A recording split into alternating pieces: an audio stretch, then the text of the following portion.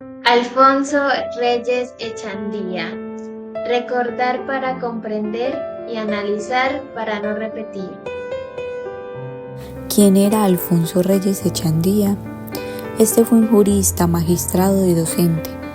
Además, fue también presidente de la Corte Suprema de Justicia de Colombia. Era familiar de Darío Echandía, quien fue presidente de Colombia entre 1943 y 1944. Perdió la vida durante la toma del Palacio de Justicia, luego de que este fuera tomado por el grupo guerrillero M-19. Nació el 14 de julio de 1932 en Chaparral, Tolima, hijo de Francisco Echandía y Carmen Reyes. Desde que era niño trabajó en diferentes partes. Fue mensajero de un médico, vendedor de tiquetes, despachador de la flota Chaparral y ayudante en una ebanistería. Cursó estudios en el Colegio Nacional Manuel Murillo Toro y luego en el Instituto General Santander de Honda, Tolima, aunque terminó el bachillerato en el Colegio Carlos Hidalgo de Anolaima, Cundinamarca. Posteriormente se dedicó a la docencia. Más adelante se trasladó a Bogotá para estudiar Derecho en la Universidad Externado de Colombia, donde se destacó por su excelente desempeño académico y obtuvo una beca. En 1960 viajó a Roma para realizar una especialización en Derecho Penal. Posteriormente, luego de su especialización en Roma, al regresar a Colombia, Reyes se convirtió en profesor de la Universidad Externado y fundó la Revista de Derecho Penal, la primera publicación especializada en esa rama del derecho. Reyes fue quien introdujo en Colombia la dogmática jurídica y además creó y dirigió el Instituto de Ciencias Políticas del Externado. Es autor del Manual de Derecho Penal, texto que sirvió de base para el Código Penal de 1980, en el que se incluyeron conceptos como la tipicidad y el principio de antijuridicidad. También defendió la idea de que los civiles, incluso bajo estado de sitio, no podían ser juzgados por tribunales militares. Reyes Echandía ocupó importantes cargos. Fue presidente de la Corte Suprema de Justicia, institución en la cual fue presidente desde el 24 de enero de 1985 hasta el día de su fallecimiento, el 7 de noviembre de 1985. A comienzos de la década de 1980, Colombia se encontraba inmersa en un conflicto armado interno prolongado, en el que participaban diversos actores con motivaciones políticas, económicas y sociales.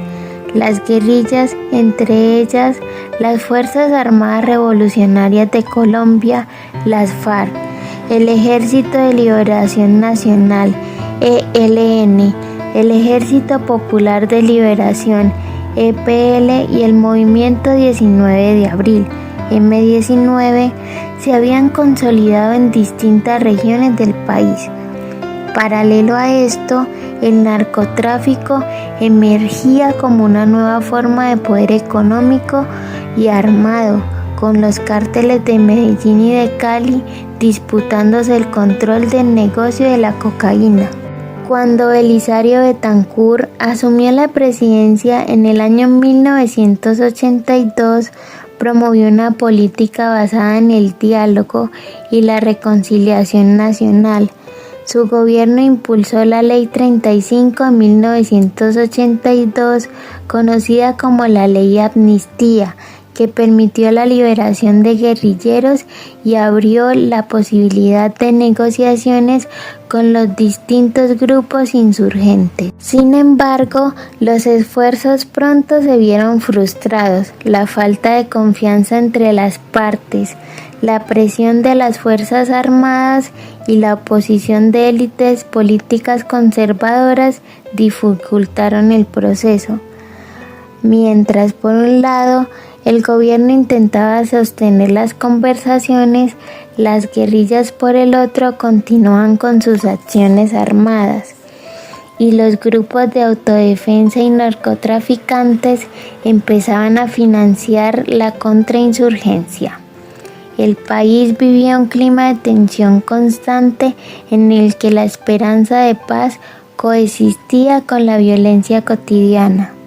A partir de este año, el país entró en una fase de conflicto interno más compleja y desagradable, en la que convergieron la violencia política, el narcotráfico y las economías ilegales. Sin embargo, la memoria de 1985 también dejó lecciones fundamentales sobre la importancia de la verdad, la justicia y la reparación, que décadas después serían retomadas por la Comisión de la Verdad y el Centro Nacional de Memoria Histórica.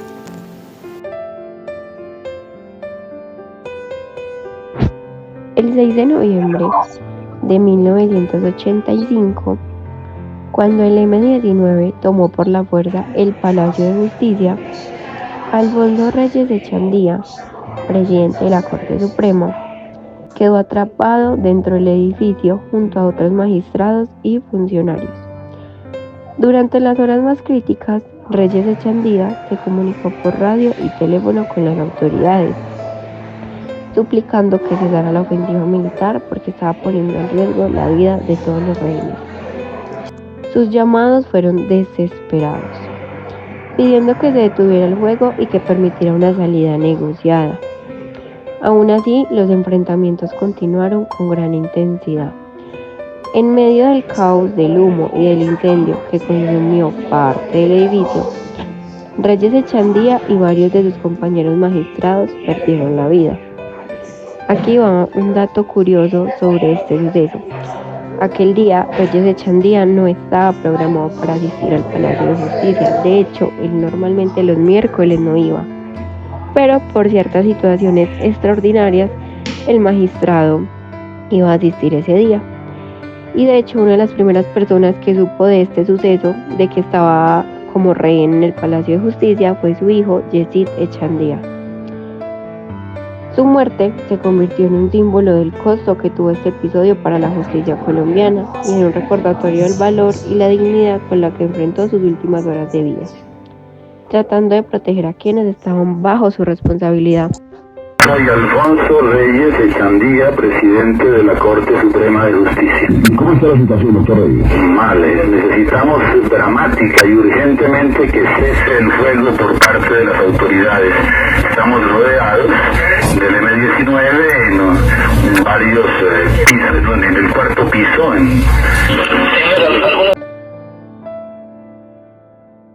La trágica muerte de Alfonso Reyes Echandía, presidente de la Corte Suprema de Justicia de Colombia, durante la toma del Palacio de Justicia en 1985 marcó un punto de reflexión en la historia de nuestro país.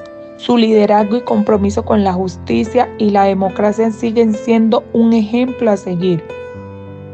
El impacto en la justicia y en la Corte deja un vacío, y en el sistema judicial colombiano muchísimo más.